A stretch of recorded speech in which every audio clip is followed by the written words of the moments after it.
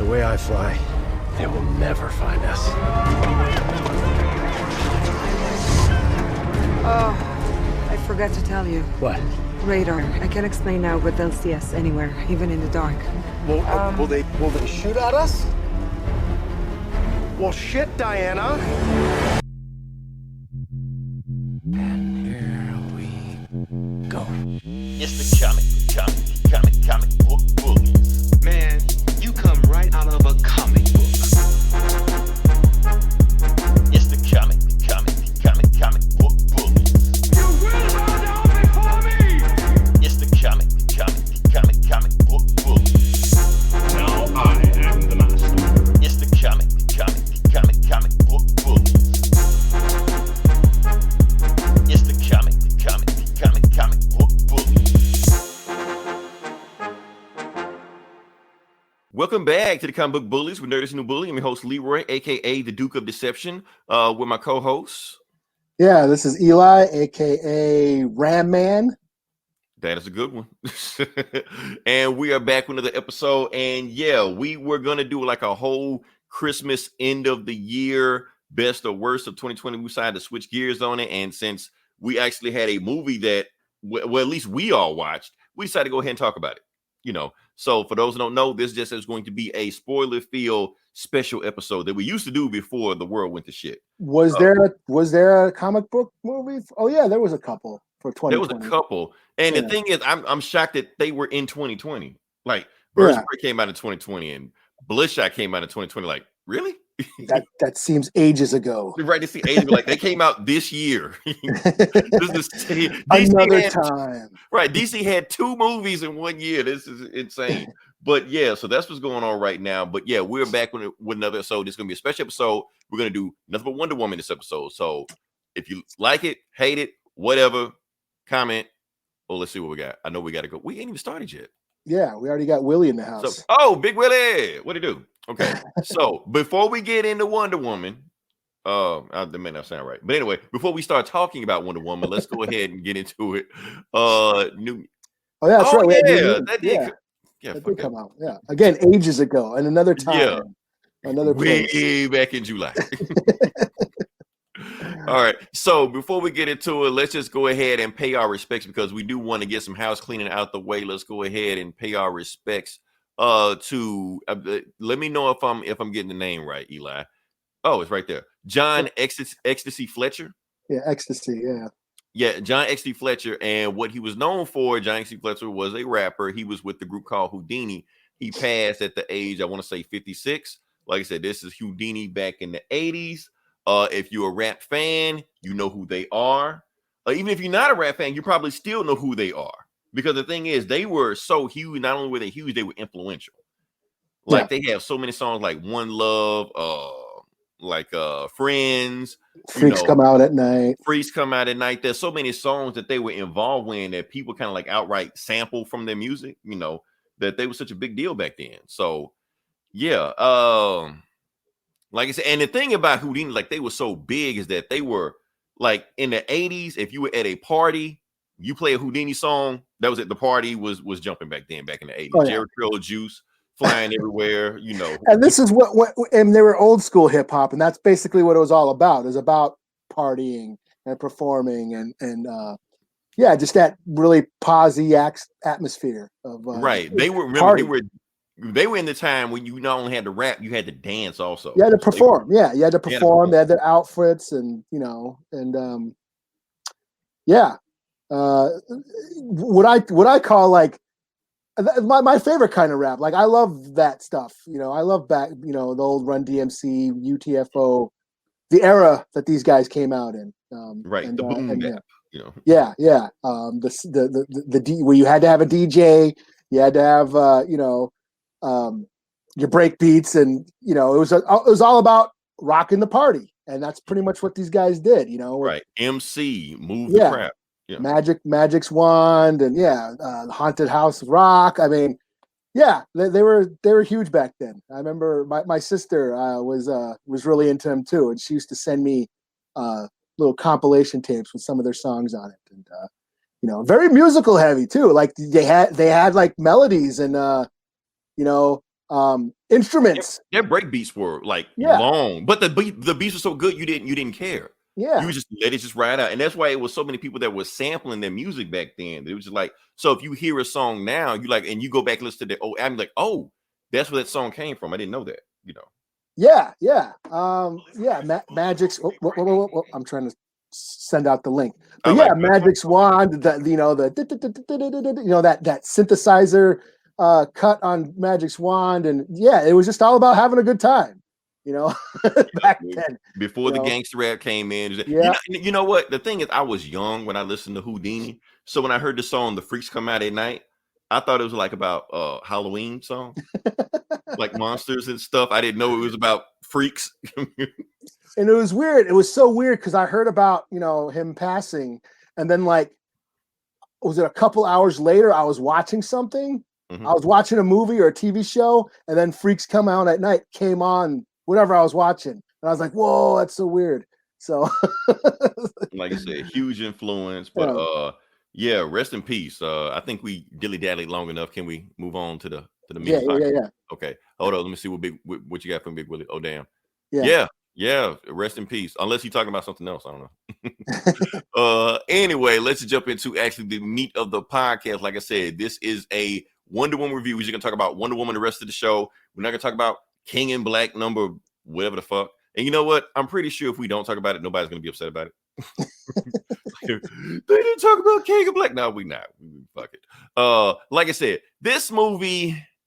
Wow, this movie has got a reaction. The thing is, love this movie, hate this movie. The main thing is that everybody is talking about this movie. It has been the number one movie on Twitter for the last 3 days, which is one of the reasons why we're just headlining it with, headlining this podcast with it, because we know it's going to get hits. So might as well. So we're just going to just filibuster for it, but it's just funny, Eli. Like I said, I posted on Christmas. Like I said, it came on Christmas Day. I posted a movie that, hey, Wonder Woman just hit it. What it came out, like 11 o'clock or something? Something like that, noonish, yeah. Yeah, noon or something like that. So I posted the movie, yay, Wonder Woman just dropped, and I go back, I disappear from Twitter, disappear from social media for 2-3 hours, what the fuck ever. I think I fell asleep without eating Christmas dinner and stuff like that. Come back to my own social media feed that I just dropped, and the comments look like this. Oh, fuck that movie. Yeah. Wonder Woman sucks. Yeah. Oh, I'll kill you. I'm like, what the fuck? Not on like on social media, like on my comment page. Yeah. Like, what the fuck are you bringing that shit to me for? No, yeah, the internet was collectively squeezing out their pussy juices.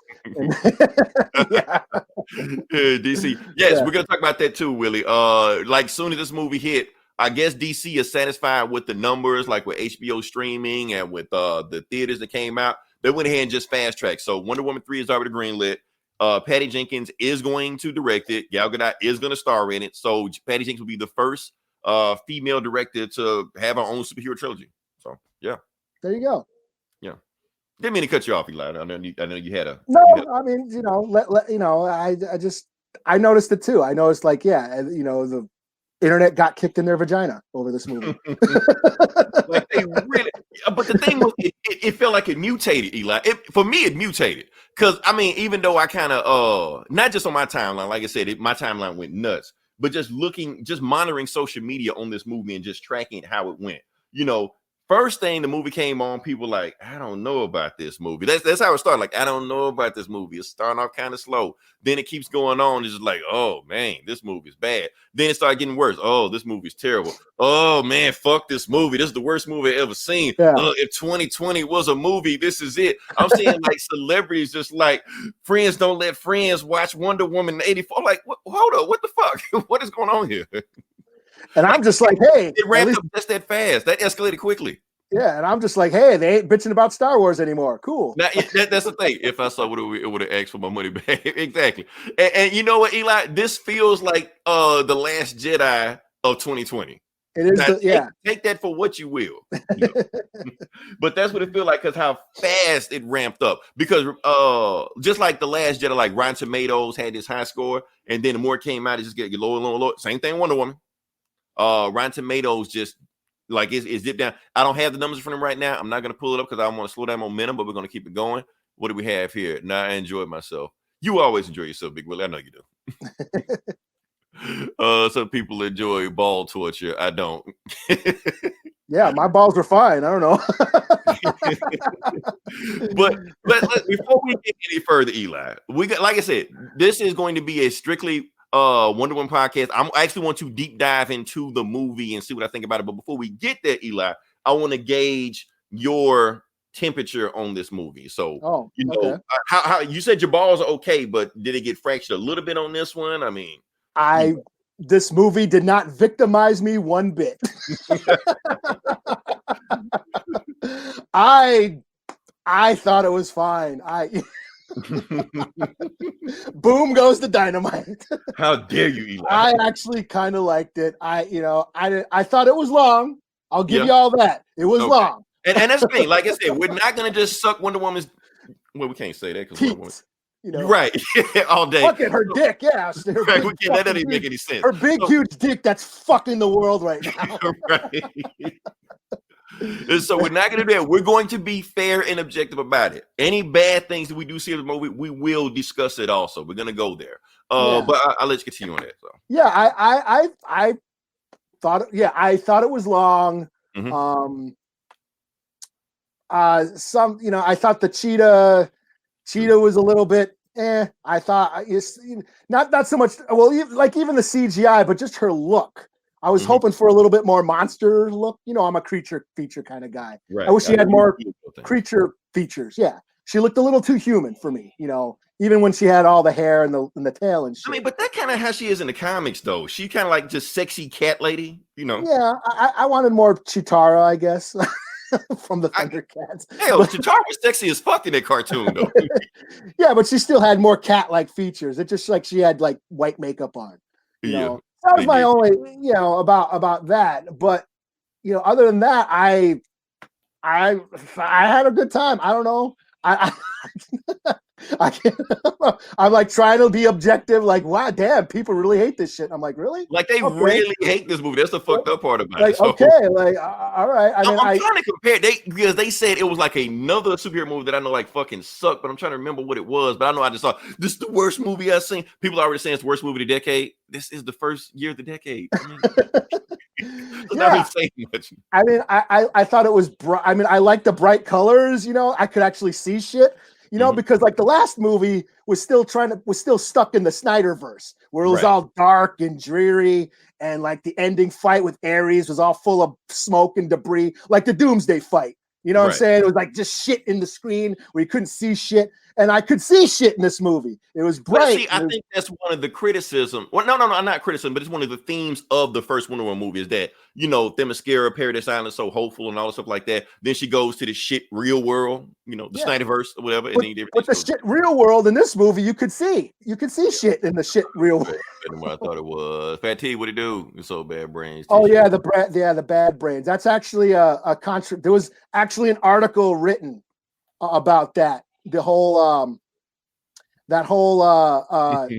there's a scene where like a bunch of punk rockers walk through are in a scene and they're wearing a bunch of band t-shirts. One of them is okay. Let me ask you this: is that the they were in a record store or something like that, stole some sunglasses and like in the very beginning?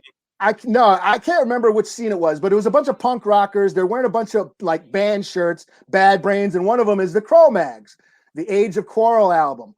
And a bunch of like, punk and metalheads went on the internet and bitched about, hey, Age of Quarrel, that album didn't come out till 86. There's a lot of historical accuracies if you want to just dig into it in this one. But it turns out John Joseph, the singer of the Cro-Mags, is actually friends with Patty Jenkins, because I guess Patty Jenkins used to go to like hardcore punk shows back in the day. So they actually know each other. And he clarified that the Age of Quarrel demo tape came out in 84. And he actually personally gave Patty Jenkins like permission to use the Cro-Mag shirt in the movie. So cool. So everybody bitched for no reason, and they were wrong about it. So that's just, I digress. I mean, I'm pretty sure people aren't shitting in the movie because they need no 80. Yes. You know what? More Duran Duran, more Prince. I'm conflicted on that. Because it would have been so easy to just fill this shit up with like dad rock, from the 80s.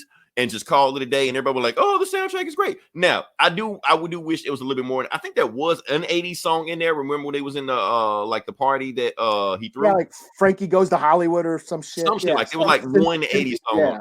Yeah. I wish there was more, but I don't want them over there. I don't want another Guardians of the Galaxy where you just, yeah.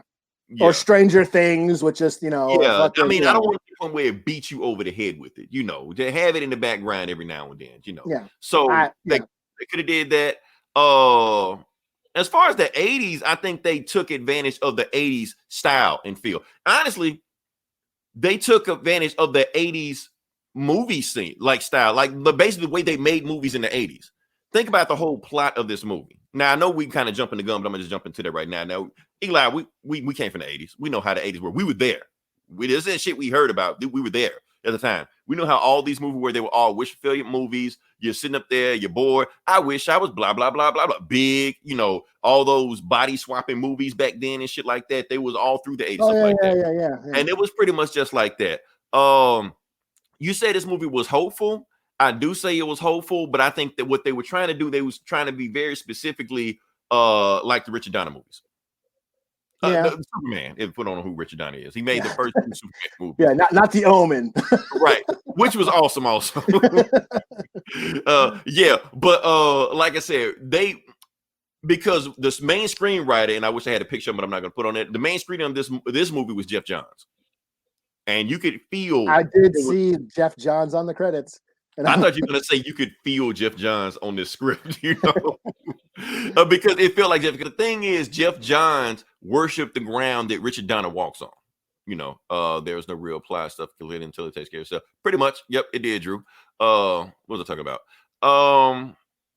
It was like a Richard Donner movie. Jeff Johns worshiped the ground Richard Donner walks on. He's been trying to get these movies back to the Richard Donner feel since there is no Zack Snyder over him to tell him what he can and can't do. He just ran wild in this movie. So honestly, if you really look at the plot of this movie, it is the plot of Superman 2. Because there's a bunch of stuff that goes on in this movie. First, remember how let me follow me. Okay. Okay. I'm just trying to like the three Kryptonians come down. No, three Kryptonians came down, but if you think about the main plot of the movie, Superman gave up his powers to be with the love of his life. Oh yeah, that's right. That was the main plot of the power. Meanwhile, while he's doing that, the world goes to complete shit.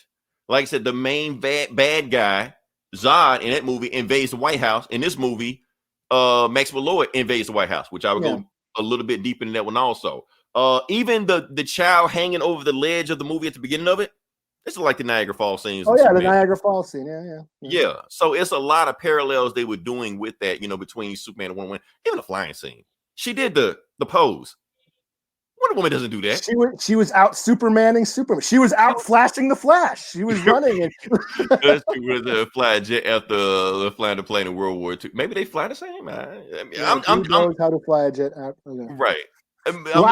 Logic in comic book movies. Right. Damn it. Magic under the airplane scene was beautiful. Yeah. What the fuck? All this magic shit. Fuck this. Why do I even read comic books? Now, Eli, do you think that's why people turned off on this movie? Because it went deep into magic. Like they went deep there. Yeah, I don't know. I don't know. All I hear is most people hearing that it's boring. Okay. And then right. and then I don't know what the catalyst for all the hatred. Like, okay, there's got to be one thing that they missed, and then because they didn't get that one thing, now they're just shitting all over. They're finding all the other things that's wrong with it. Like The Last Jedi. Luke didn't kick ass in that movie, so therefore the rest of the movie sucks. This shit sucks. Leia flying through space sucks. Canto Bight sucks. And they found everything else wrong with it. I think that's what's going on. I don't know what that one thing about Wonder Woman is yet, other than it's boring. And then now they're just picking everything apart. They must have gone back and watched it a couple times because they're picking shit apart that I don't even remember. I only watched it once. Right. That's the thing, because people were saying that the movie was boring. I watched it for 10 minutes. I cut off stuff like that. So obviously they can't pick apart things about the movie if they was barely paying attention, didn't see it. I'm not knocking anybody for it, but I'm just saying I'm hearing that criticism about it. Oh, my thing about it is that I'm trying to think. I lost my train of thought on that one. The movie, like I said, I think because it went so deep into magic. Like the first movie didn't deal with magic so much. It did with like the first 10 minutes, 15 minutes, whatever like that. And then the rest of the movie was grounded. Matter of fact, no supervillain showed up in the movie like the last 15 minutes when people pretty much all agreed the movie went to shit. We're talking about the first one. You know, once Ares started, all kind of crazy shit just started happening. We don't know what the fuck was going on. This movie goes deep dive into magic, and the ground starts running. The magic rock that they had, the MacGuffin and the Dreamstone, they even call it. The rules were kind of there, but they played with it a little bit. Like, I will admit that I was a little unsure what that thing could do. You know, yeah, they played fast and loose with the rules of the Dreamstone. And of course, I was watching it Christmas morning. My kids were up, and so it was a little hard to pay attention. I wish I did see this in the movie because in the theaters, so I could pay attention a little more. But yeah, it definitely hurt my experience. I had to watch this movie twice. Yeah, some stuff I like. Wait, how the fuck is that? How is Steve Trevor back? What's going? What are the rules? So they wish for something, but they lose something. Like I had to I was always a little one step behind, like what was happening. But now here's my experience. Like I said, normally we're in the movie theaters, watch this movie, big surround sound, 100-foot screen like that. This wasn't my experience the first time I watched the movie. I was in my nephew's room on like a 20-inch TV. Every 10 minutes, somebody was calling me downstairs. Come get this, come open this, come build this. So I'm just like, oh, fuck, okay, I go. Then I'm full of Christmas dinner food already as it is. So I'm like, stomach's hurting, people calling me, little ass TV, no speakers, like the sound's barely like, those little bitty ass TVs got them shit speakers on them. So, my experience, I think it did hurt my experience. So I had to rewatch again after, the food calmed down. Everybody in the house went to sleep except me. I got a chance to watch the movie again, and got a chance to actually understand what was going on, catch the plots of it. There was some good, strong stuff in it. There was some wacky shit going on in the movie too. I mean, now let's, consider cheating since she hooking up with her ex. We're gonna get to that. We're gonna get to that because that is a controversial subject going on right now. But let's dive into this right now. So basically, what's going on? I like the movie. I don't think it was as good as the first Wonder Woman. I don't think it moves the needle as far as superhero movies go. I felt like it's in the same vein as like Shazam, just like Birds of Prey. It's in those lines of movies. It's Ant-Man. Unpopular opinion. I like this better than the Joker. Fuck that. Joker was a pussy. I couldn't stand watching Joaquin Phoenix act like a bitch for 2 hours. That's just me though. Right. Got all the accolades, made $1 billion, and all you motherfuckers love it. But that's just me. Wonder Woman got that. Yeah, Wonder Woman had big dick energy, and I thought that. Oh man! So let's talk about. Let's talk about what worked with. He had to do body autonomy. So it's actually, I'm not gonna say it because I'm gonna get flagged. Yes. That's a thing. That is a thing. That is a thing. People are bringing it up. And I'm gonna get into that. God damn the fuck. Joker suck ass. You know what? I think we were all prisoners of the moment with Joker. Everybody just went nuts over Joker, but now we look back at it like, was that movie really as good as we thought it was? But we were just caught up in the moment, I guess. Taxi Driver for dummies. That's all it was. Pretty much. That's all. Like I said, it was Trojan horse for Taxi Driver. All right, Eli, can we piss people off now? More than they already are. Yes, more than they already are. Because that's the thing about it. People were hating this movie and pissed off about this movie, but you fell asleep on it, didn't understand what's going on, and you didn't get a chance to really get pissed on why you should be pissed off at this movie. But some people did. All right, let's talk about the main villain, Maxwell Lord. Like I said, let's talk about Maxwell Lord. Like I say, let's describe who this guy is. He is a con man, basically. He's a guy pretending to be rich, but really in debt. He's power hungry. When he does get success, he has the feds crawling up his ass and he blame it all over his success instead of taking advantage of it. He has this power over everybody to sway them to just be sycophantic followers just for no reason. And he has aspiration for the presidency. Who does that remind you of? Yeah, a lot of people, but mostly Trump. Mostly Trump. I did see the Trump parallels. Now, people are arguing back and forth whether or not he's Trump. Now, here's the thing. Now, people are saying, oh, they don't remind me of Trump. Here's the thing. They're being very specific on the Trump they're talking about. They're not talking about MAGA, we're going to build a wall Trump. We're not talking about that Trump. We're talking about 80s Trump. Even though he did build a wall, or like... I got that also. He did build a wall to keep infidels out and, make his country great again. The dude said it, I want to make my country great again. Yeah. And we'll talk about that in a second also. But that's the whole parallel they were trying to make. People are arguing. So basically, when it boils down to it, this movie is Wonder Woman versus Trump. Yeah, and I think that's another. People don't remember or weren't alive back then or whatever. But Trump was around in the 80s.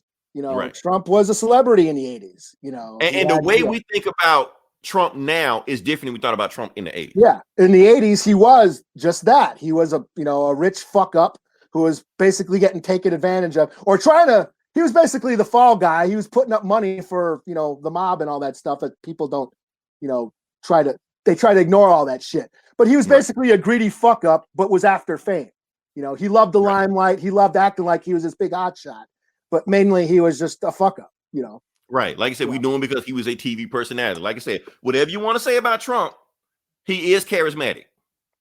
Yeah. Like he gets on TV, he has screen presence. Like So even rappers wanted to be him back. He appeared on rap albums. For the presidency, what was that group? Ray Sherman. They had a Trump song. Like we're Donald Trump. We're rich like Donald Trump. Like, and that's right before the presidency started. Yeah, like shit. Back he was on a Method Man album. Yeah, Tupac used to praise him all the time. Yeah, because he was just a rich, Home Alone too. Yeah, he was a rich guy that the hip hop world aspired to be this billionaire. He may not have been the person we want to be, but that's what they aspired to be. Yeah. Same thing with like I said, Maxwell Lord. When people see him, they thinking, even though he's a fraud and all this, he's a charlatan and all this stuff like that, but they see power, they think he has money, they think he's famous. Oh, he's that guy from TV, So he's selling that. He's selling a lot, which brings us back. Like most people don't understand what the movie was trying to say. It was a very simple thing the movie was trying to say. Now some people get it, people don't give a shit. I get that. The beginning of the movie basically was Wonder Woman, little Diana, she was cheating to win. And they were like, no, you can't cheat to win. You have to earn your victories. If it's handed to you, it's not worth it. And the moment that scene ended and we go to 1980s DC, we go to Maxwell Lord. And he's saying the exact opposite of what Hippolyta was saying. He's saying you don't have to work hard. You don't need an education. Yeah, You don't need... That was a product of the 80s. Get rich quick, Capitalism. Yeah. 80s was the start of capitalism. Like I said, if you were in the 80s and you grew up in the 80s, you knew this stuff. You knew Alex P. Keaton and you knew Gordon Gekko and you knew rise of the yuppies. The rise of the yuppies. That's what it's all about. Capitalism. Get yours for the other person. Get yours. Get as much as you can. Make business. Get rich. There was nothing but get rich quick scheme, like the Ponzi schemes. They were invented in the 80s. Yeah, Avon and all those. Right. Oh, Tupac loved Trump. Yeah, before that's the thing is that people don't understand about Trump is he goes for like a demographic. Back then he had a different role. He had a different show or a different act back then. Once he started running for president, then he found his audience and he caters to Trump. At the end of the day, he is a businessman. He is a businessman. Basically a political rock star that caters to his audience. And he plays the same hits because he knows his audience likes that shit. And like Eminem makes all these diss songs about Trump. Guess what? On his first album, Trump brought him out. Yeah. He introduced him on one of his concerts and shit like that. So Trump just follows the money, basically. Yeah. Basically. So that's how he's always been. Like I said, I'm not saying that he didn't have these political affiliations, but that's basically what it is. He follows the money. He will say whatever he needs to say to get ahead. And just like when we go back to Maxwell Lord, basically the same thing. He will say, do anything, charm the pants off of you, literally, to get what he wants, and that's what he's doing in this movie. He's basically saying the exact opposite what Hippolyta was saying there, and direct contrary to something. You don't have to work. You don't have to work hard. All you have to do is just want it, and you give it to you. And like I said, 80s was the start, the rise of entitlement. People just get anything if you just in the right place. That's why they called it the me generation. Right, exactly. That's where it all started. What do we got here? Before he ran for office, it was crazy. Like I said, if you grew up in the 80s, you knew it. That's what it was. Yeah, like he had his own reality. He had a show. Right. Like when you think of success, it was Trump. Like before the 2010s, but that was the mind frame that you had. Even though, like I said, he had all these failed businesses and bankruptcies and all this stuff like that. We didn't know that. Yeah. Like, and on TV, he was the guy. That's how he sold himself as, So, but But here's the thing, Eli. Even though we're comparing him to Trump, he's not just Trump. Maxwell Lord is not just Trump. Yeah. He's like 40% Trump, and I wish I had a picture of this. He's also 60% Ricardo Montalban. Oh, really? Think about it. From Fantasy Island? From Fantasy Island. Yeah. Think about it. The way his accent, his mannerisms, anything. And then didn't he like grant wishes on this show also? It was a Fantasy Island. Yeah. Yeah. So he I thought of him as like Jerry Falwell or like the TV evangelists or he was definitely like a TV evangelist. yeah. Right? Well, what's that guy? The fuck's that guy? The big, tall, lurch-looking motherfucker. The self-help guy. The self-help guru. What's his name? Forget. Hey, Big Willie. What's this big self-help guy's name? Tall. He used to be on paid television and then talk about The guy with the teeth. Not Tony Roberts. Tony Robbins. Tony Robbins. Tony Robinson or Tony Robbins? Is that Tony his name? Robbins. Big Willie, who is he? Tony Robbins or Tony Robbins? He was the guy with the teeth. He was on infomercials all the time. Yeah. He Yeah. was huge. He was like fucking huge. Yeah, like 6'10" or some shit like that. He used all they had these self-help books and shit like that. Yeah, So, yeah. he'd be on He TV really had about words like that. yeah. And the funny thing is, like, yeah. Maxwell Lord takes over a congregation in this, like, he takes over church in this also. It's a really quick line, but he makes a wish for a pastor. He's like, okay, I'm gonna take a congregation. So he's a pastor as well as all this other crazy shit he's doing. Yeah. Because, like I said, that was the 80s. I mean, Okay, Tony Robbins, yeah. Tony Robbins, that was his name. So they had all these get rich quick schemes, and that was going on. Tony Robbins, yeah, that was the name was. So that's the thing. Basically, Maxwell Lord is basically preaching the exact opposite of what Hippolyta was saying. You don't have to work hard, and that's what the 80s was doing. And another thing I want to talk about also, remember how the scene opens up and how Wonder Woman is saving all these people and stuff like that? If you notice, a lot of times the people were fucking up themselves. They were littering, they were speeding, they were stealing like music tapes out of music stores, all the stuff like that. Basically, she was saving them from themselves. All the stuff that, because nobody wants to do anything else. Everybody was selfish. Like, people want to say this movie was a man bashing movie. It was the furthest thing from a man bashing movie. The movie was bashing humanity because the women wouldn't shit in this movie either. Hell, we got a female bad guy in this movie. So how can it be a man bashing movie? That doesn't make any sense. And I just thought, was he? He was in Shallow Hal. He was in Shallow Hal. I remember that.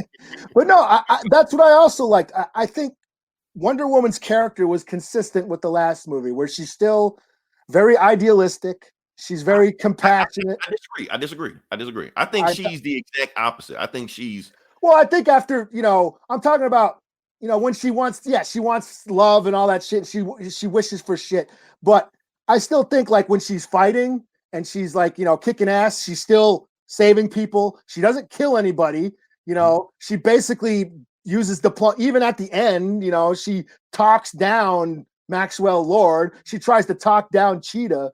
She's still using compassion and peace and diplomacy to solve her problems. Right. Whether, opposite of like our normal comic book movies, that's just dude beating the shit out of each other. Like that, right? Yeah. So that's what I enjoy. Oh, she's still the same old sort of naive, idealistic, hero that she was in the last movie. Now, here's the thing. So is Wonder Woman perfect? She can't make a mistake. Now, in the first movie, she was perfect. I think that was the whole point of that movie, that she was perfect in this fucked up world. In this movie, she's not. She made a mistake. The whole point of the movie is that she made a mistake. She got caught up in the same greed and selfishness everybody else did because she's been in the world for so long. And she had to, that's the choice she had to make. Do I choose love and happiness, or or is there a greater good? We are, like I said, I'm pretty sure there's going to be a whole bunch of feminist reviews on this that can break this shit down better than we can, but we're doing the best we can. So. Yeah, I know chicks hate this movie too. I don't know. Maybe I've seen all these like quote unquote woke chicks who are like hate this movie too. Like wish it was just dudes beating the shit out of each other too. Right, because that's what they want to see. They didn't want to see you. Here you go, feminists. Here's your woman director who wrote and directed this movie. Right. And try to fill it, what if a woman could, be, lead the world and be the change that we want to see in the world, and they still hate it. Right. So, but that's the whole point, I think, at the beginning of the movie, is that Wonder Woman was saving people from themselves. Now we can talk about the mall scene. Now, I'll be honest with you, Eli. If people say they hate this movie, the mall scene had me worried. The mall scene, because it was so cheesy. That music was blowing, and you had Wonder Woman like saving nothing but little girls. I'm like, it's gonna be that movie. Yeah, Okay. there was a lot of that, the woman empowerment. I did notice that. The stuff with the heels, the high heels, and hate it bad. So, like I said, a lot of people hate this movie, but that's the thing. But the mall scene had me real but I feel like after we got to the mall scene, the movie wasn't as cheesy and saccharine as it was before. I think that Hans Zimmer score started kicking in and made the movie slowly start darker as it went on. I think. Now the only Easter egg that I could think of was the little black girl. Was that a shout out to the little? What's that one girl who can make flowers? What's that girl's name? Remember, it was in one of the comics. She can make flowers, and she looked up to Wonder Woman. You remember that? Yeah. Okay. Well, maybe. I guess you're the DC guy now. I don't know. I don't even know her name, but I just remember the little black girl that can make flowers. I don't remember a little bit. Did they kill her at the end of the story? I don't know. I don't think so. And I think it was all about kissing Wonder Woman's ass and girl power shit. Yeah, so that was cool. She was just saving little girls, beating the shit out of dudes, stuff like that. But it's like I said, I don't think it was a man bash movie, but definitely was a woman empowerment movie. It's like that. Now the Easter, I will bring us some Easter eggs real quick. Like, just trying to see when I got. Okay, remember this guy? No. Okay. All right. So the guy that called out, Maxwell Lord by his real name, said it's a Ponzi scheme. If you don't give my money, I blah blah blah, do all this stuff like that. The old guy. Okay. Yeah. Okay. Anyway, that guy is Simon Stagg. Simon Stagg is like an asshole businessman that's been in the DC comics up since the 70s, 80s, stuff like that. Anytime there you go. Yeah, that's one. So anytime DC needs like a asshole businessman to get killed off in like the first 5 minutes like that, they always get this guy. Okay. He was even in a mission in Arkham Knight. I don't know if you remember that. Shit. Yeah, you play. After you play the game, you I know what played Arkham Knight. Yeah, I don't remember the guy's name though. He was on the blimp. Matter of fact, the blimp was called Stag Blimp. Or what the fuck? Oh yeah, I don't remember that, but yeah, I remember the blimp. Yeah, I played the game like a million times, so that's how I know it. Hold on, let's see what else we got here. Stag wasted character. Stag is always wasted character. They kill Stag in like every DC thing they do. I don't even remember from the Arkham game. He was there. They didn't kill him, but they just like stuck him in a thing and he just like disappears and stuff like that. Yeah. So yeah, so Stag just does stuff, just disappears, stuff like that. I'm trying to think what is I might be pressing the wrong thing. Oh yeah. Okay. Remember this guy. Okay, yeah. Okay. The oil baron, whatever like that. Okay. So do you remember the name of the country he was from? No, was it Kondak? No, it was not good. And I know I kind of gave it away. I kind of, showed my hand on that one, but he wasn't from Kondak. He was from Bialya. Okay. Now, Bialya is a fictional DC country also. It's just made up. It's not a real country, stuff like that. But Bialya and Kondak were at war with each other. And I think in one of the 52 comics, stuff like that. Okay. Yeah. So if you see this cover of 52, this is Black Adam standing over the dead bodies of a bunch of Bialyans. Because he was like, I'm tired of fucking war, I'm done. All right. So I'm thinking, since he said I want my ancient nation of Bialya to rise from whatever, I'm thinking The Rock wiped that shit off the map back 5,000 years ago. That's what I'm thinking. Maybe it didn't happen, but maybe, There you go. So that's one. What else we got here? Black Adam reference. Maybe it's Black Adam. I may be reaching, but maybe. What else? Okay, another Easter egg. Here's the thing: Maxwell Lord actually wasn't the big bad of the movie. Neither was Cheetah. Okay, there was another big bad over them. And was it the guy who was the guy with the stone or whatever, the god or whatever? Yeah, the god. The Duke of Deception. They said it in the movie. They actually like named a whole bunch of names of it. The god of blah blah blah, Dolos. Now in this, like the Duke of Deception, he was like Ares, like number one, henchman and stuff like that. But in this, they changed it where he's like the god of lies. I think they call him the Greek god of lies. So he's not Loki. He's like Loki's version of the Greek gods. Yeah, Loki is Norse. This is Greek. This totally is Greek. Opposite sides of Yeah. but they do the same shit basically. It's basically you're talking about Minnesota and Florida. And I think I fucked it up. I think I said it wrong. But anyway, yeah, that's what I meant. So those are the Easter eggs going right now. So the Duke of Deception is actually the real big bad of the movie, which I like this because, like I said, one thing I don't know how I feel about the first movie is that basically it was saying like Ares was behind the scene doing everything. And I was like Ares should be a concept, like the evil in within man. But then Ares just showed up at the end to start fucking up shit. Like, that's fucked up. But this one, it is the Duke of Deception. Like I said, he's the god of lies and deception. He powers something there. He is a concept. Diana can't punch a concept.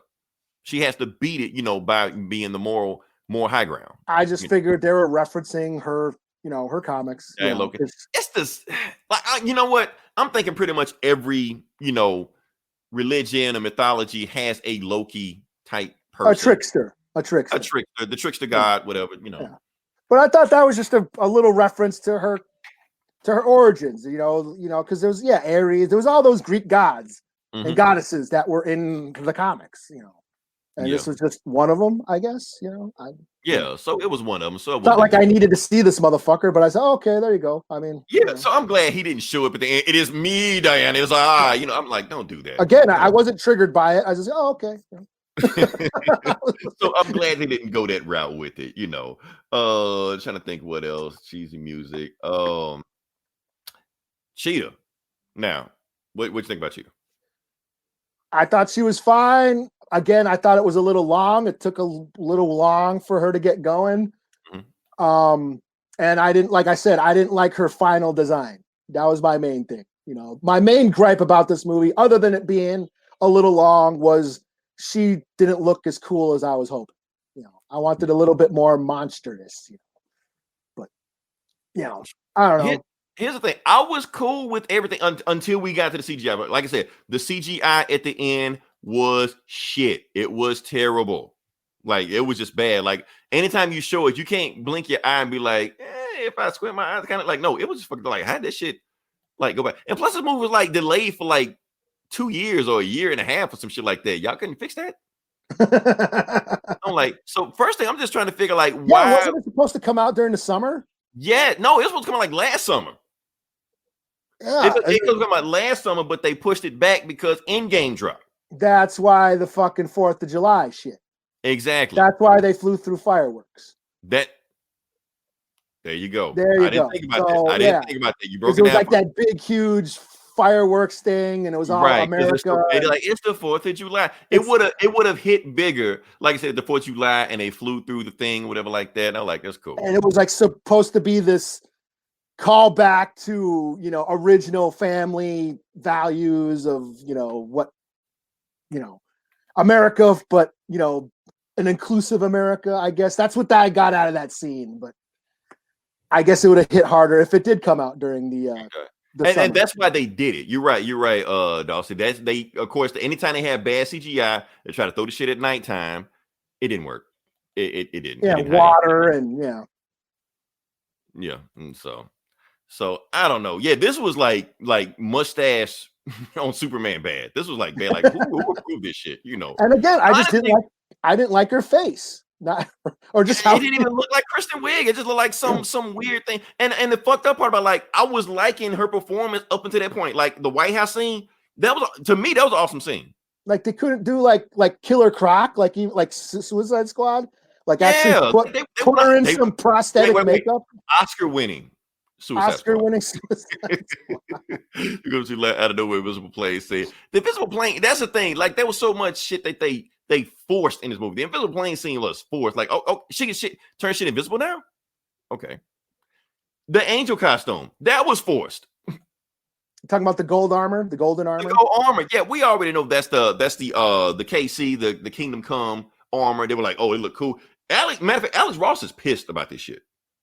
Yeah, he made that shit for Kingdom Come. Right. He made it for Kingdom Come, and they ain't gave him a dime for that shit. I remember I watched some of the the DC fandom shit, and one of the fans actually said, "Oh yeah, the Alex Ross golden armor. They didn't want to mention it. They didn't want to mention it. If they mention it, they gotta pay him. Alex Ross like, where's my money? Y'all making up this other bullshit about some myth. Nope, that's not it. Yeah. I made that shit. You know. But props to that fan for mentioning. It was in a Q&A. They were asking, Right. it was actually Patty Jenkins and Gal Gadot, and they're like, "Oh, the Alex Ross golden armor." So I was like, "Oh shit." Okay, so they mentioned it because they just made some bullshit on it. Because it really didn't make any sense why she needed the armor for this. Because she already got a power back. And she knew how to fly. Which, like, so what? So they just threw the armor in there just to say they got it. Yeah, You like know, maybe if the actual, if there was more stakes, because all she did was fight Cheetah. Yeah. Now, and, if she and she didn't know Cheetah was gonna power herself up even more than what she was before, she just went there. Yeah. Yeah, so I don't know. That's like I said, the movie wasn't perfect. There were some issues I had with the movie. It wasn't a perfect movie. I'm not gonna die on a hill defending Wonder Woman 1984. I'm just mentioning that I like the movie. If you hate the movie, that is perfectly fine. What else? Yeah, I had a good time with it, but I like the first one better. I do want to say this. I do want to say this. They should never had her fly in this movie. I think because, like I said, they trying to tie it to the other movie stuff like that. Okay, she can fly. She can turn shit invisible. Why the fuck she didn't do that shit with Steppenwolf or Doomsday or some shit like that? Yeah, I get that's the thing. That's the problem with having to shoehorn this into that the Snyderverse. Right. Because Snyder just wants ass kicking. He just wants chicks kicking ass, everybody kicking ass. And Patty Jenkins is like, oh no, she's a different sort of hero. She's more compassionate and wants to use her intelligence to solve problems. That's the point she's making. And that doesn't fit into Zack Snyder's let's just kick everybody's ass. It's fucking right. Because you can tell Patty Jenkins and Zack Snyder have a power struggle going on. Because like I said, when you do watch Gal Gadot in the Zack Snyder movies, there's number like ass shots and upskirt shots and shit like that. But he thinks she looks totally hot, and she's like, kicking all mad the ass. Amazons, cut off shorts and shit. You're like, come on, Zach. This is fetish fantasy island type bullshit. But they had that thing going on. Chris Pine had to be in this movie, Eli. He had to be. I suppose that's another bitch. Okay, I can bitch about that. All right, y'all. I got something to bitch about. There you go. You've been waiting for Eli. All right, haters, listen up. Eli is one of us. I don't really give a shit about him. I thought, like, even in the first movie, I thought, like, oh, the whole love story was forced, and she don't need this motherfucker. Fuck this guy.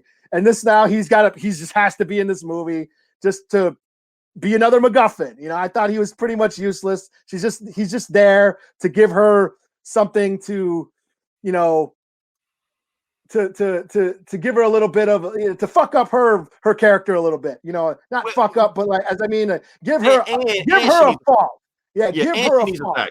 And she needs a sidekick. Yeah, she needs some idiot. Well, what do we do next? Well, and it's just to have her thoughts go through. So she needs basically like instead of a Girl Friday, whatever the male version of that is, that's what he is. Yeah, and it's like, and that was some of the, not to shit on his performance. I thought he did fine, but like some of the stuff, like some of the comment, the role reversal of now the first movie she was the the outcast in the wrong time, in the wrong the man out of place or the woman out of place. Now this one it was the man out of place, the man out of time. And that stuff got a little redundant and like, okay, they're trying to milk the comedy and all that shit. I think that's the scene, Eli. I think that's the scene when people say they checked out. And I wish I had like a monitor of when people stop watching this movie or when they cut the movie off. But I'm the moment their heart broke. Yeah, right. They were just like, fuck this movie. I'm almost guaranteeing it's that scene when people checked out. When basically doing a whole role reversal, because it did feel like it was just dragging on for no reason. It wasn't like really that engaging. We've already seen it in the first movie. They're just doing the same shit, just flip-flop. Yeah. Even the scene where, when she was trying on suits in the first movie and they're doing it in this one, like it's there, but it's not like keeping me engaged in the story. Honestly, I felt like Chris Pine and Gal Gadot, like they're like just regular scenes, was the weakest part of the movie. And I think some of it, I was like, okay, they're just like I get what they're trying to say, you know, especially when they're at the museum and they're showing all the planes, and he's like, oh my God, the progress man is basically saying, oh, humanity can be great when, you know, has, you know, the potential to be great. It's just, you know, they have this dark side of themselves, this greedy, destructive dark side to themselves. And that, you know, but I think that's the point she was making. It just dragged, you know. Yeah, I mean, it just like, I think it honestly, the movie worked when Kristen Wiig scenes was there and when Pedro Pascal was there. That worked. But when it was just them, it was just like, okay, we're going through movies again. But honestly, I think if Chris Pine wasn't there and they just made up some other random dude that she don't have chemistry with, I think those scenes would even be even worse. So yeah, I think, or just get rid of it. Get rid of it, and then oh yeah, you could have got rid of it. Yeah.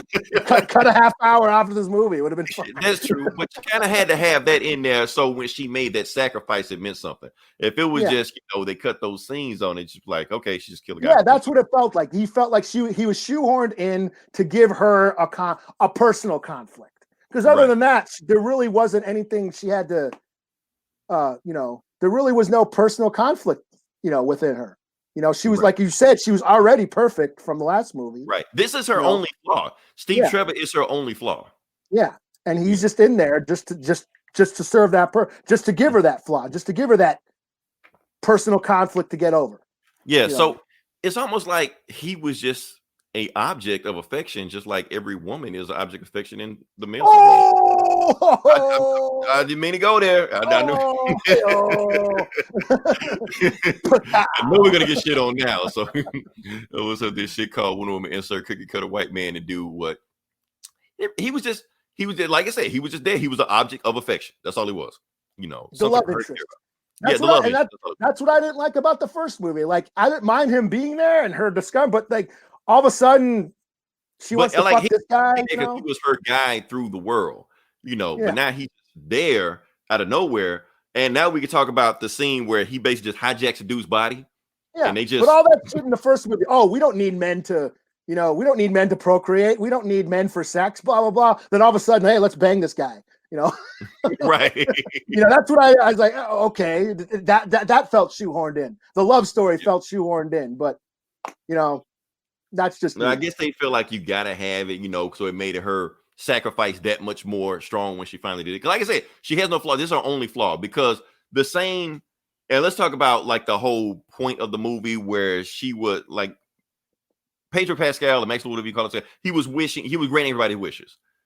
And even Wonder Woman, you know, succumbed to that wish also. She succumbed to that weakness, you know.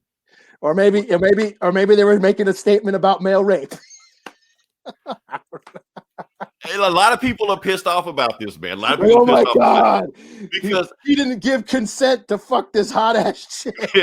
I mean, Eli, let's talk about it for a second. Let's say a ghost hijacks your body, you know, and you're like, oh, and then goes and fucks this hot ass chick. Right. You just wake up, it's like 2 or 3 like Playboy bunnies just around you and shit like that. What the fuck happened? You know? Like, hey, can you unpossess me while we're fucking so I can enjoy this too? You're right. Oh, Jesus Christ! What a bunch of pussies! Damn. People are triggered. Man. People are triggered about that. So, well, I just fucking I just victim blame. So we just we're canceled now. Right.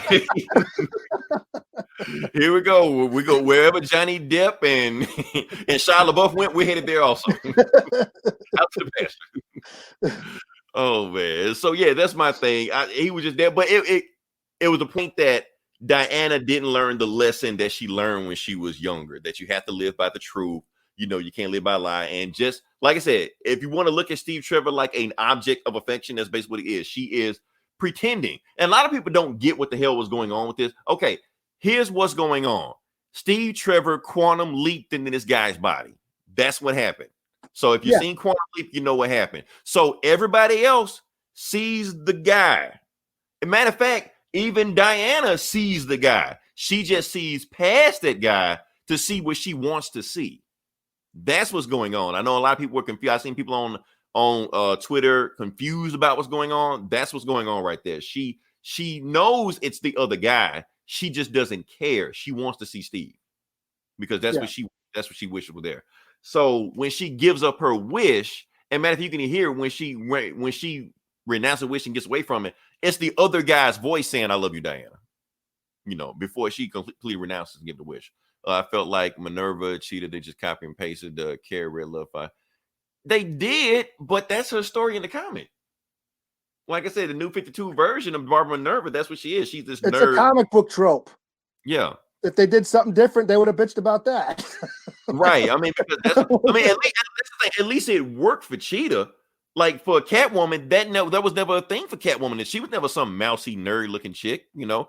Electro wasn't that, you know, but at least Cheetah in the comics was that. And plus they try to play off that also, that basically she was like the dark mirror of Diana. I wish I could pull this picture up right now, but I can't. Like when she walks to the party, Diana's wearing a white dress. Barbara's wearing a black dress. You know, Diana hates. Deep. I'm going deep in it. Let's go there. You know, Diana hates attention. Every dude in the party trying to holler, she hates attention. Goes past them. Feminist pissed off about that also. Oh yeah, I thought I did see that. I was like, oh, these is hot chick problems. We're just fucking dudes just trying to hit it all the time. Like, damn. Right, yeah. That's problem. But on the flip side, Megan Megan the Stallion, I'm doing hot girl shit or hot chick shit. That is a meme also when they seeing Barbara walking down. I'm doing hot girl shit, you know. Hot girl shit. Right. But when we see Barbara, every dude trying to, she loves the attention. She loves, you know, people being the center of attention and everybody talking to him. And the moment that Maxwell Lord shows up, you want to get out of here? Sure, that's all. Because she loves the attention. She wants it. So she's the exact mirror opposite of everything Diana is. You know, Diana's glamorous. She's not. When she starts getting more powerful, Diana gets weaker. You know, it's a role reversal about what's going on there. So, and they've always played off each other in the comics also. They've always been like mirror opposites of each other, which is another comic trope where you're basically fighting the same person as yourself, like Ant-Man and Yellow Jacket or whatever the fuck, you know. Yeah, that's basically what happens in every comic book movie. They fight themselves. Black Panther, you know, like Black Panther, Killmonger, same thing. Like I said, up until that point, I think Kristen Wiig, like at first I was never like, why the fuck you got Kristen Wiig play this? But honestly, I get it after that. Because when you playing that nerd person, she can pull it off. And then when she turns to the hot chick, I think that's why they got her. Yeah, that's what they got her, because she can actually pull that role off. But then she got hotter, she got stronger, you know, and then the powers are different. That's another theme of the movie. Mortals getting godlike power. They can't handle it. Like I said, Maxwell Lord gets godlike power. Goes nuts, can't handle it. Barbara gets godlike power. Goes nuts, can't handle it. Thanos got godlike powers. Fucked everything up. Right. Yeah. So it was another theme of the movie that was going on. I think I want to talk about the last part of the scene also. Like I said, every other comic book movie we've seen, when the bad guy, when the good guy finally gets hands on the bad guy, they basically end by the good guy just beating the shit out of the bad guy, and that's it. Now, one thing that separates Wonder Woman from everybody else, including Batman and Superman, is that that's not what she does. She doesn't just put her hands on people, just beat the shit out of them. What she does is that she tries to convince them what they're doing, make them see what they're doing, and convince them to just, you know, stop and put down their arms. Like I'm saying, in a Justice League comic one time, like she was about a suicide bomber ran into a building. She just lassoed him up right quick and just asked him a question. Do you want to die? He was like, nah. You want to get out of here, don't you? Yeah, I really do. Okay, leave. And he disarmed the bomb and left. That was it. You know, that's one woman that, like, she could have beat the shit out the guy if she wanted to, but now she does. Yeah. And the thing with Max, now here's another. Now, this is why I say they really was digging into Trump in this one. Now, before we were talking about 80s Trump, this is what we're talking about straight up MAGA Trump. Because remember, the moment that Maxwell Lord got into the White House, and like I said, for those who don't know, yes, that was Ronald Reagan in there, even though he didn't look shit like him. But the moment he got into the warehouse and conned and, you know, connived his way into there, what happened? The world went to complete shit. When they showed that footage of the riots in the streets and stuff like that, and people saying the end is now, I'm like, oh shit, this is 2020. Like, basically, this movie came out before 2020. They predicted 2020. Now, when we go to the end of it, and Wonder Woman a lot of people confused about this scene also. When Wonder Woman lassos Maxwell Lord, and they thinking that she talks Maxwell Lord down. She doesn't. She talks everybody else down. Now, when Wonder Woman says this speech, Eli, she looks directly at the camera when she's saying it. She's not talking to the audience. She's talking to us. Go back and listen to that scene. And when she's saying, I know you've hurt, I know you've been through a lot of stuff, and I know you wish you want more, but you have to be the hero of the story. She's talking to us. Yeah. And Eli, this is the reason why I give this movie a pass, because the song, do you recognize the song that was playing while she was saying all this? No. Okay. The song that she was doing all this, the name of the song is called A Beautiful Lie. So what? It's basically the whole Who did that? It was in BBS. Is it from the 80s? No, it's from BBS. Oh, is it? Yeah. Hans Zimmer? Why did you say that name? Hans Zimmer? Oh, it's a Hans Zimmer song. Okay. Yeah. It's a callback. It's a callback because when the song played A Beautiful Lie in Batman v Superman, it basically like, Bruce Wayne was saying, like, my parents told me that the world was a great place, but after y'all died, it went to shit. It's a beautiful lie. Wonder Woman is doing the exact opposite of that. Everybody is just thinking that when Maxwell Lord, they're believing Maxwell Lord lies, that I deserve this, I should get this just because I want it, I should have it. But their selfishness and their greed is destroying the world because they're taking from other people. So she's looking directly at the camera and telling you that your selfishness and greed is destroying the world. And she's also saying that all of you have given Maxwell Lord this power. So it's up to you to take away his power. Now, Eli, what just happened in 2020? You've been conned by this asshole. You've been conned by this asshole. You put him in power. Yeah, and he fucked you. You fucked him over. He fucked you all over, and now, take your shit back. Right. So, like I said, what just happened in 2020? The presidential election.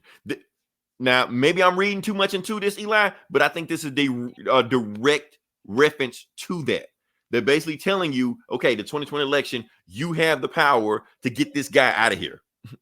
Yeah, because it was supposed to be released before the election. It was supposed to be released before the election. That's why they try to get this movie released all the time. Because here's the thing: the moment Biden gets in the office, this movie will be because even right now the movie feels dated with all the references they're doing. When Biden gets in the office, this movie is going to be really feel dated. So they just had to get this movie out before Biden gets in the office. Now, like I said, people don't like politics in the comic book movies. That's what this is. I'm sorry. Take it or leave it. Yeah. It would have been cool if it was like a Madonna song instead. You know what I'm saying? Life I like the BBS song. Life is a mystery. I like that BBS song, man. They call back the Beautiful Lie on New 52, different origin, because Minerva was an archaeologist who wanted to last. So yes, but she was also jealous of Diana. That's the thing. Because Diana was talking when she came to Paradise Island, she was always taught men are assholes, men are evil, men are this, men are that. So she trusted women. She never believed that Barbara Minerva was just as much of an asshole as the men were. So yeah, she never liked Diana. She was kind of her the whole time. She was using her to get power. So when she got power, she was jealous of her the whole time. Like I said, all in there. But what else we got? Oh man, you're getting deep. I only watched it the one time, and like I said, I had kids. It was loud.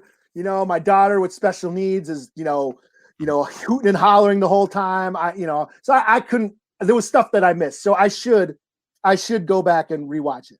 Yeah. Like I said, there was a lot of points they were trying to hit in this movie. Like I said, one of the main things was about selfishness, about greed, about capitalism, which one of the reasons why it was set in the 80s, And I got all that. I got the theme of, the greed and of the 80s was just a representation of what was going on at the time. And right. Tapping into, the greed of humanity and how greedy people can be. And I got all that. And, and I thought that was fine. I thought that was all fine. And I liked how she tackled that, how she convinced people. She talked, like I said, she talked down. She didn't use violence to solve problems, which is especially back then when you talk about the nuclear threat that we were facing in the 80s. The threat of nuclear war was huge back in the 80s, and that was cool too. Yeah. And so you had, the US and Russia ready to kick each other's asses through nuclear weapons, and Wonder Woman uses her words and diplomacy to solve the problem. And people thinking like she just was talking about it. Remember, the lasso with truth doesn't just tell you the truth; it shows you the truth also. So when she lassoed Max Malloy and he was connected to everybody, they saw the shit they were doing. They saw how fucked up everything was going on. So it wasn't just that she was talking to them; they saw it. They saw the nukes going on. They saw they was this close to being wiped out of the existence from nuclear war. So that's why they stopped doing what they were doing. Like when we're in the world now, we're in the social media age, we can see stuff that's going on. We can see, hell, Eli, this shit happened like right outside your doorstep. Like the crazy shit that happened in 2020 going on. So we can see all that shit on the news, So now we have more compassion because we see what's going on. Since in the 80s, they could see all that stuff. It hit. I think it hit. I think it was a powerful ending with what she did. It was much more effective than the cheetah fight that just kind of just came and went. Yeah. That I felt like, okay, here's the comic book violence you need to throw in here. And let's just throw it in there. That's why Cheetah is in the movie. They need somebody to punch. Yeah. Because she can't punch Maxwell Lord. She'll take his head off. She hit him one time, Yeah. Yeah. So that's why maybe that's why people didn't like it. There was no strong enough villain. Maybe they wanted some big, huge villain that she had to really use her, physical power to overcome. Maybe give excuse for the golden armor to use or something. Right. I don't know. Yeah, I said, I'm not gonna say why people did or did not like it. I just feel like we should just talk about what we liked about it. It's gonna be a million think pieces coming out. Why people shitting on this movie? Hell, they're already out. You trending? You just type in Wonder Woman. You're gonna see the end. Wonder Woman and just autofills sucks, bad, trash, rapist. Yeah, that was a reach. I didn't know. So all this stuff is there. So like I said, all we do is just talk about what we thought about the movie. But I was just hoping that if you hate the movie, at least you got the concept what the movie was doing. The CGI battle third act was nearly every comic book movie. Yeah, and most of them suck anyway. So yeah. I don't know. Superman is Superman. Not really. I mean, Cheetah is like the number one villain she had. She was in Super Friends with the Legion of Doom. She's always fighting like the Greek god, like Medusa or those Greek monsters and shit. She's always fighting. Right, and that's the real thing about Wonder Woman is like the best Wonder Woman stories are her fighting. Basically really digging into Greek mythology. That's her best stories. Yeah. So hopefully, just like I said, they got a third movie coming out. Hopefully, they just dig deep in it. Everybody wants Dr. Psycho in the next movie. Remember the dude from Harley Quinn? Yeah, they want Peter Dinklage to play him. They just want him because he was in the Harley Quinn cartoon. That's all. Cersei, yeah. If they do, it has to be what's the chick's name? Eva Green. It's got to be Eva Green. Eva Green has to be in these movies. Somehow, that chick's dope. Somehow, somewhere, yeah. And so, I don't care if that's Gerard Butler has to be Zeus. Zeus has to be in this movie. Who? Gerard Butler, Leonidas. Oh yeah. Yeah, he's got to be Zeus, and nobody else can play Zeus, and Liam Neeson, but we canceled him. So he was already Zeus in Clash of the in the other one, release the Kraken, and all this stuff like that. So, or he can be woke and have Idris Elba be Zeus. Oh. No. Just to piss people off. I just love to see. Just have everybody bitch about it. More than they already are, Yeah. So I'm trying to think what else. Like I said, the ending, the after credit scene with Linda Carter showing up. Cool. That was Linda Carter. I don't really think we needed Linda Carter move, but I'm okay, I guess. Whatever. She was there. I didn't care. She could have not been there, and I wouldn't have cared either. Right. I mean, everybody was just saying she has to be in this movie. Like, she didn't really have to be. I mean, you don't see all these other Superman actors popping up in the Superman movies, or I was gonna say you don't see Michael Supergirl. They all show up on Supergirl. They all do, yeah. Every Lois Lane ever has been on that show, Shit, yeah, like Burt Ward and like on the Crisis and shit. Right. Everybody. Giganto be too cheesy. Yes, Giganto would be too cheesy. But in the world, the universe. Let me finish. Look, see, I'm just saying, like I said, in the world that's setting up for these movies, it would make sense. Because, like I said, they're going for the cheesy shit in this one. They're going for the 80s cheese in this one. So they could make Giganto would fit. She wouldn't be a main villain. I can see her like a opening credit scene. You know, she's just knocking. And you just want to see a 50-foot tall hot chick walking around the city. That's all you want, Eli. Yeah. From low angle, like on the camera, Right. ground Just shot. wearing this short skirt, just walking, attacking a 50-foot woman. Oh, hey, we're podcast too. Love you, cut this poly return love. Cool. All right. Thanks, Ghost Show. Appreciate it. Yeah. Good looking out. Yeah. Are you gonna watch new? Yes, we will watch Lewis and Superman. I think that is a gay Superman movie coming out. So yeah. The Lewis and Superman show. I don't even know what that is. I think meant Lois, but yeah. Oh. I was hoping you get Oh yeah. I'm a little slow. Yeah. McFly. Superman played the sky with a woman. So like what? Oh, he's yeah. telling the Oh, joke. yeah, I know what you're doing. I'm not gonna quote it because I won't get flagged, but I know what you're doing. Waka. Oh, man. I think we're long enough on this review. We good on it. We don't need another hour on this one. Like I said, it's Wonder Woman. Honestly, we decided to do this because we know people are gonna just jump in here and just bash Chef's movie without listening to us. I hope you got it out. Get it out of your systems. That's what your system. No, if we log out, we will still get those comments. They're not gonna listen to shit we say. They're gonna Wonder Woman sucks, Wonder Woman's trash, Wonder Woman's a racist, and then log out. Not listen to shit we said. But that's okay. She's a racist. Oh, yes. I just posted it. I didn't say it so that we will get flagged and demonetized. Why didn't Steve Trevor choose a black guy's body? Then people got pissed about that. Oh, what cultural appropriation or some shit? White face. The whole thing about the Mayans. That's another thing I can bitch about. I was wondering when you're gonna bring that up. I wasn't gonna say. I was like, the Mayans, the Dreamstone, destroyed the Mayan civilization. Never mind the hundreds of years of Spanish colonization. But it was all the Dreamstone's fault. It was magic, aliens. That's what it was. It was not colonization. Yeah, don't blame the white man. It was the magic rock. It was the magic rock, space magic. Yeah. I was wondering were you going to bring that up or not, but yeah, that's the thing. Like I said, I could bitch, I just don't. Yeah. All right, Eli, slap a score on it. We never slapped a score on it. Out of 5. I'll give it a 3.5 out of. After talking through it, I probably would. Initially, I would have probably gave it a 4, but after talking through it, and hearing everybody's criticisms, right. I'll give it a 3.5 out of 5. Okay, I'm on the same boat you are. I think this is the first time we actually had the exact same rating on there. I gave it 3.5 out of 5. Honestly, it was about a 3, but when they played a beautiful lie got me. Like I said, they brought it back. Okay. In the end, she was kicking ass. Like I like that the truck scene where she's running and shit. And I thought this scene was awesome. People don't talk about that scene. I love the fucking mall where where it was like Spider-Man. She was out spidering Spider-Man. She was out flashing the flag. I didn't mind her flying. She does fly. There, she's flying now. Cool. Zack Snyder said you're not gonna fly.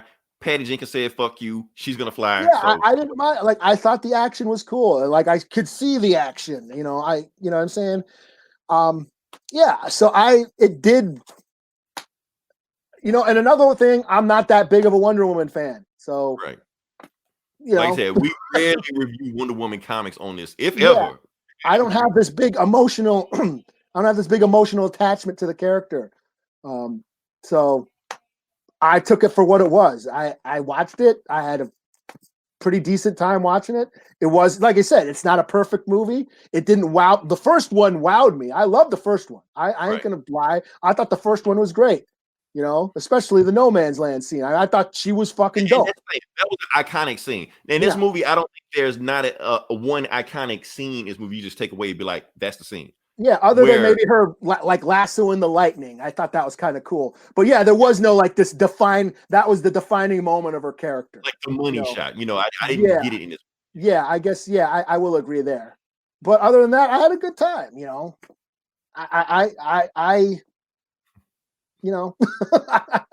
I understand why people I can see why people don't like it, but the hate that it's getting, I'm like, It's the worst movie ever. Yeah, it's the worst movies ever made of all time. You Yeah. know what? People are bashing this movie so bad.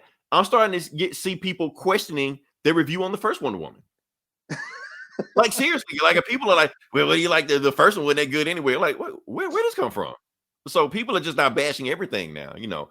So and honestly, like I said, I'm not gonna defend it or think why people thinking, but one thing that come to mind is that I'm thinking like the internet works binary, Yeah. ones and zeros. Yeah. Either the best or the worst. There is no middle ground. There is no 5 out of 10 for anything. You're either the best movie that wows me and you're better than Endgame. If you're not better than Endgame, you suck. You're the worst movie ever. It's one of the, you know. And so you can't be all right. You can't do that. Yeah, yeah, and I think that's what the internet group think is just taking Oh, over. it's definitely, internet group thing is definitely there. Yeah, Every other like comment on my social media page is basically like Wonder Woman sucks, Wonder Woman's trash. Hashtag Wonder Woman sucks. Yeah, right. And that's all I've been seeing for the past couple days is how everyone just how bad this movie is, and I'm like, is it that bad? That bad. It ain't that bad, but okay. If that's what y'all need to do, while you're on the shitter with your phone, this movie sucks. Right. So, but that's why we're gonna get. I don't want this to turn into a Last Jedi situation where every time you talk about this movie, please. I'm just saying, like every time you talk about this movie, you get attacked.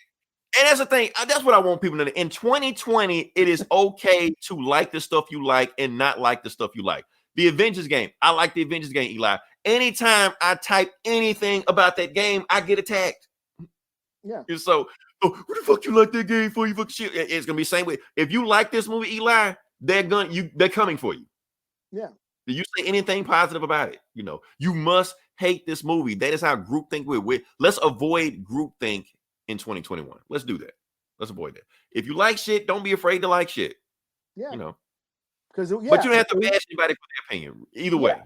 I thought it was fine. I didn't, I don't feel the need to shit on something. Yeah, that's a thing. Like you're talking about, like, let's make a worst of list. I'm like, damn, that's going to be hard for me because if I don't like something, why do I have to bitch about it?